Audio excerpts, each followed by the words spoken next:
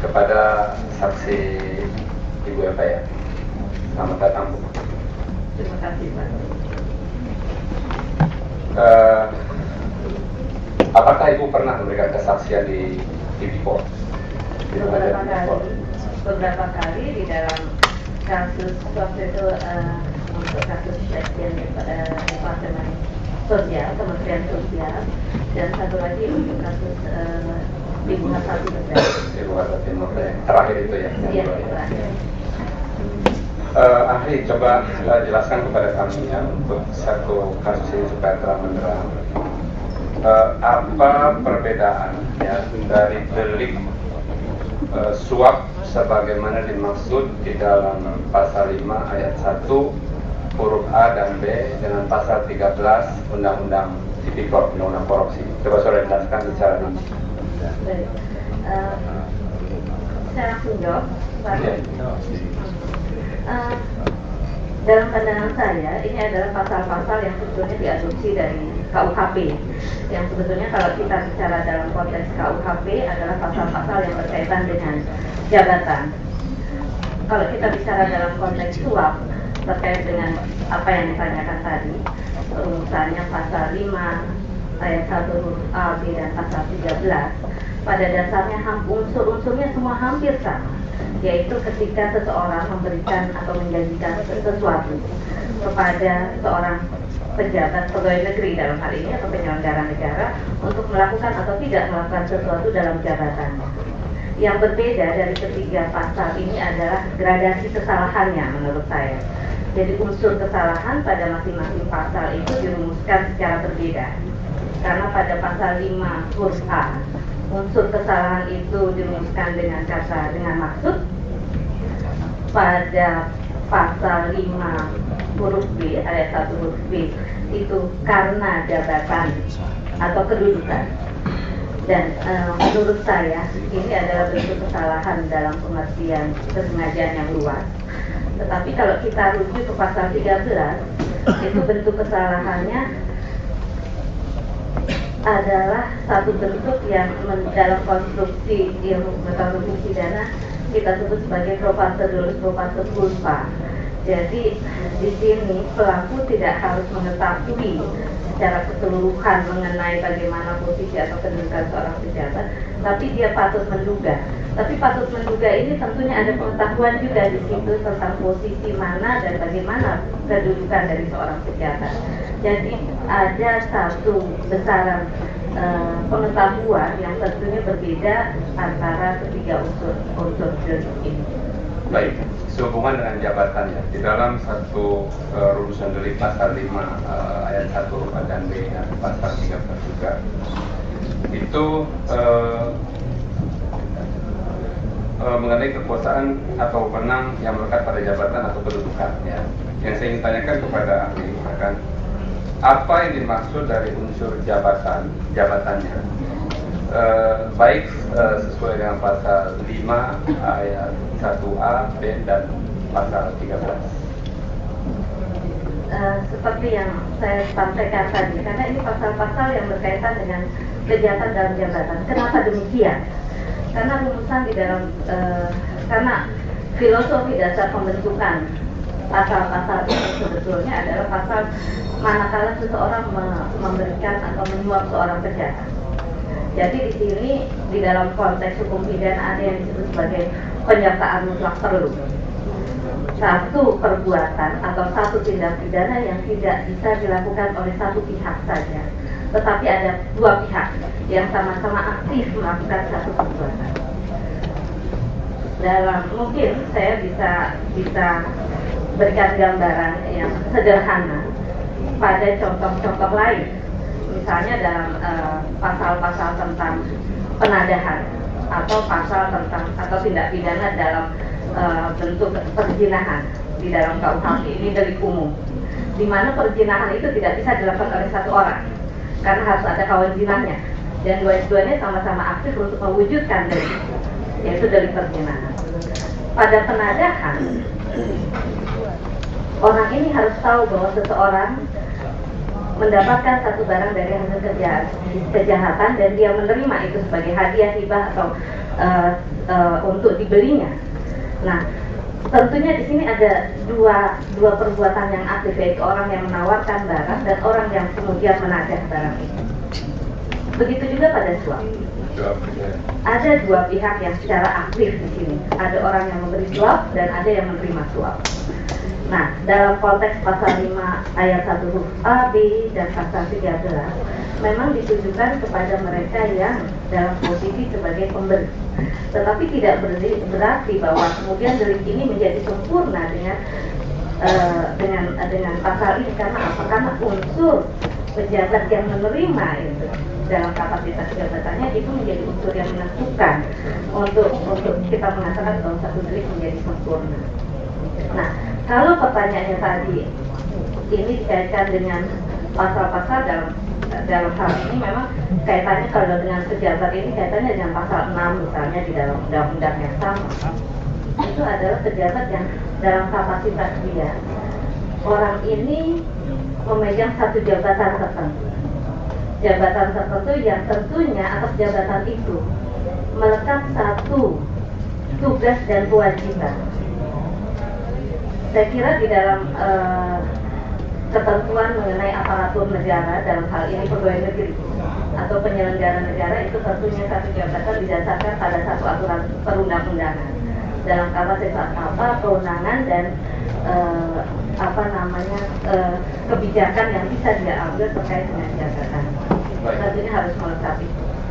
Sehubungan dengan kata jabatan atau kedudukannya, apakah seorang yang punya jabatan satu partai lah, ya kan, jabatan satu partai yang tertinggi, ya, bisa nggak bahwa diterapkan di dalam pasal 5 ayat 1A dan B dan pasal 13?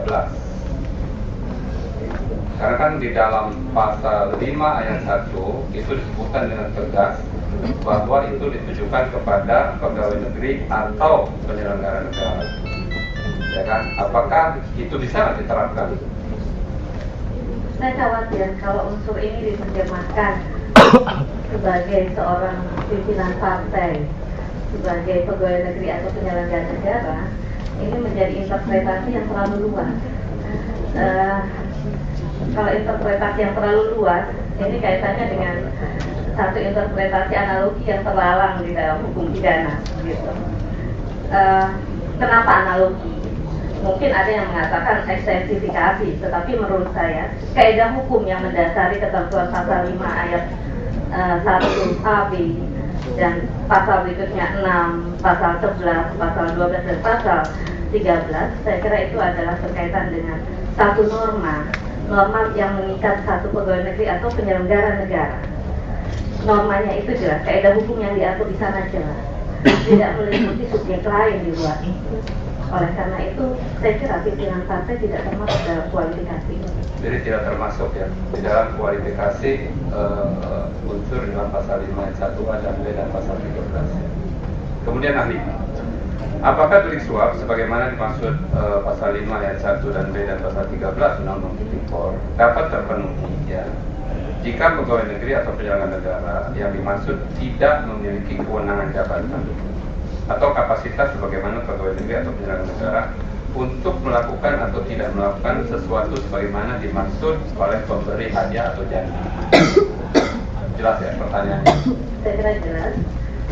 Bagian dari unsur yang menentukan di dalam pasal 5 adalah bukan hanya perbuatannya saja, tetapi meliputi juga orang yang menerima itu. Jadi unsur yang menentukan di sini adalah bahwa orang yang menerima adalah seorang pegawai negeri atau pejabat negara yang memiliki kedudukan dalam jabatannya atau memiliki kewenangan atas jabatannya tersebut, sehingga menjadi, saya katakan, tidak bisa kita kualifikasikan sebagai tindak pidana yang melanggar pasal 5 ayat 1 huruf A atau B atau pasal 13 kalau seorang pegawai negeri atau penyelenggara negara itu tidak punya kualitas seperti yang dipersyaratkan oleh pasal ini. Hal ini boleh bisa diberikan satu contoh, Pak? Ya kan tadi ahli yang mengatakan seperti itu, berikan contoh. Contoh yang sederhana barangkali di satu instansi atau departemen, ya, katakanlah, saya tidak mengambil contoh, saya contohkan misalnya saya alhamdulillah jadi pegawai negeri malah tidak pakai itu karena saya langsung diminta oleh universitas. Kalau saya ingin menjadi pegawai negeri, saya memberikan sejumlah uang kepada seorang yang dalam hal ini seorang kepala biro keuangan di Kementerian Diknas. Pertanyaan kita, apa kewenangan dari seorang kepala biro keuangan? Menentukan anggaran, mengeluarkan anggaran, pengelolaan anggaran gitu. Tapi apakah dia punya kewenangan untuk menentukan apakah saya bisa menjadi seorang PNS atau tidak? Saya kira atas jabatan itu dia tidak punya. Dan tentunya akan jadi salah alamat kalau kemudian kita katakan bahwa seorang yang ada di dalam kualitas seperti itu, seorang yang kemudian. Kalau begitu artinya, kalau kita memberikan kepada orang ya dalam arti dia tidak mempunyai satu kewenangan di dalam jabatannya, tidak sesuai ya, kita memberikan kepada orang tersebutlah, apakah itu termasuk satu delik suap?